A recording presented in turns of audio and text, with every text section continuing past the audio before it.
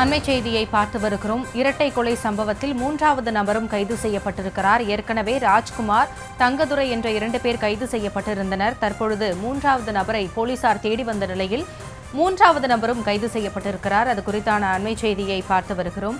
இது குறித்த விவரங்களோடு இணைகிறார் எமது செய்தியாளர் செல்லப்பா. விவரங்களை வழங்கலாம். வணக்கம். மயிலாடுதுறை மாவட்டம் பெரம்பூர் காவட்டத்துக்கு உட்பட்ட முட்டம் பகுதியில் கல்லூரி மாணவன் மற்றும் பாலிடெக்னிக் மாணவன் நேற்று 2 பேர் படுகொலை செய்யப்பட்டிருக்காங்க சாராய வியாபாரிகளால்.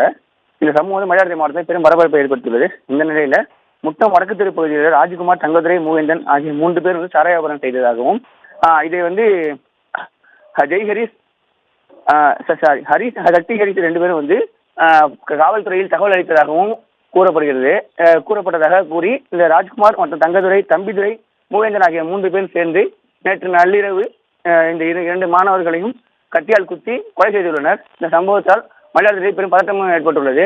மயிலாடுதுறை மாவட்டத்தில் தற்போது இரட்டை கொலை நடைபெற்ற சம்பவம் மயிலாடுதுறை மக்களிடையே அதிர்வலை ஏற்படுத்தியுள்ளது. இந்த நிலையில இந்த ராஜ்குமார், தம்பிதுரை, மூவேந்தன் ஆகிய 3 பேரும் தலைமறைவாக இருந்தனர். இவர்கள் போய் மயிலாடுதுறை போலீசார் வலையை தேடி வந்தனர். சம்பவ இடத்தில் சென்ற மாவட்ட காவல் கண்காணிப்பாளர் ஸ்டாலின் ஆய்வு மேற்கொண்டு உறவினர்களிடம் விசாரணை மேற்கொண்டார். இந்த நிலையில் இரட்டை கொலை சம்பவம் செய்த ராஜ்குமார், தம்பிதுரை நேற்று நள்ளிரவு கைது செய்யப்பட்டனர். இந்த நிலையில மூவேந்தன் கைது செய்யப்படாததை கண்டித்து இறந்தவர்களின் உறவினர்கள் சாலை மறியல் போராட்டத்தில் ஈடுபட்டாங்க.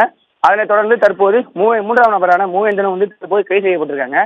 மேலும் இந்த 3 பேர் மீதும் உரிய விசாரணை நடத்தி வழக்கு பதிவு சிறையில் அடைக்க வேண்டும் என்றும் உறவினர்கள் சார்பில் கோரிக்கை வைக்கிறாங்க.